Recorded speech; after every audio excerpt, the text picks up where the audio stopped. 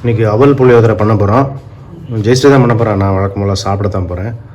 2 cup அவல், இந்த Karnataka style புளியோதரை, அந்த புளிக்காய்ச்சல் அது போட்டிருக்கோம்ல, கொஞ்சம் ஸ்வீட்டாக இருக்கும்.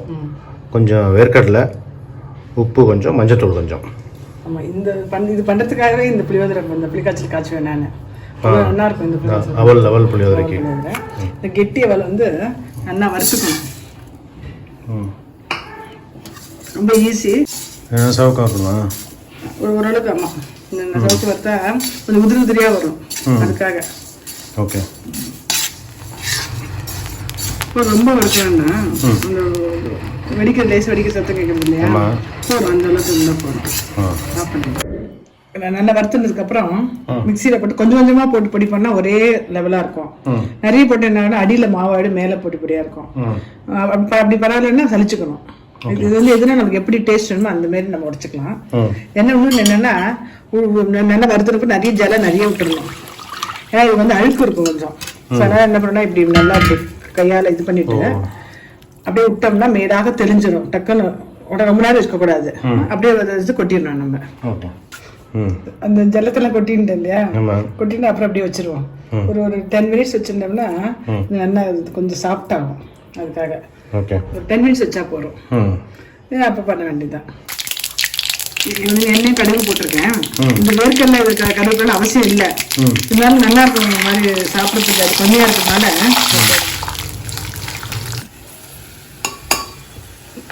உப்பு மஞ்சள் பொடி போட்டுன்ட்டேன். இது அப்படியே எடுத்து கொஞ்சம் இப்படி அப்படி இதுவாகிடும். அது போட்டுட்டு இது பண்ணணும்.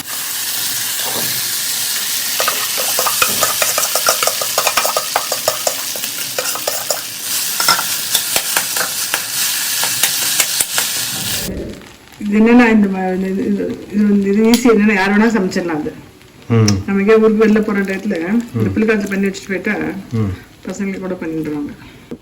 காரம் இல்லாதனால கொஞ்சம் கூட இருந்தாலும் ஒன்றும் ஆகாது. இப்போ கிண்டிட வேண்டியது 5 மினிட்ஸில் அதை பண்ணிடு. இது புளிக்காய்ச்சல் இல்லாமல் அப்படியே கூட நம்மளும் பண்ணலாம். அவளை புளி தண்ணியில் ஊற வச்சுட்டு கடுகு கொடுத்த கடலைப்பருப்பு அது மாதிரிலாம் தாளிச்சல் என்ன பண்ணணுமோ கொஞ்சம் எல்லாம் போட்டுருது. அப்படியும் பண்ணலாம். அதுவும் நல்லா இருக்கும். அது ஒரு வாட்டி பண்ணி காமிக்கிறேன். புளிக்காய்ச்சல் இல்லாமையா? புளிக்காய்ச்சல் இல்லாமல் பரவாயில்லையா? சூப்பராக வந்துட்டு 5 நிமிஷத்தில் சூப்பராக இருக்கும். நீங்கள் டொம்மு பெருமாள் இருக்குல்ல, ஆமாம், அங்கே அடிக்கடி கொடுப்பாரு. அது தேவகரமாக இருக்கும். கரெக்டாக டொம்மு பெருமாள் கோயிலில் கொடுப்பால. அவல் புளியோதரை, அவல் புட்டு, அது வீடியோ போட்டிருக்கேன் நான். அவல் புட்டுன்னு போட்டிருக்கேன். அவல் புட்டுன்னு அவலில் ஸ்வீட்டில் பண்ணுவாள். அது ரொம்ப நல்லா இருக்கும். யூஸ்வலாக பிரேக்ஃபாஸ்ட்டுக்கு முன்னாடிலாம் 2 ஒன்றா பண்ணிட்டு இருந்தேன். இந்த கர்நாடகா புளியோதரை பண்ணால் அந்த ஸ்வீட் பண்ண வேண்டாம். நார்மல் புளியோதரை பண்ணோம்னா அதுவும் பண்ணால் நல்லாயிருக்கும். சூப்பர், ரொம்ப நன்றி. ஓகே.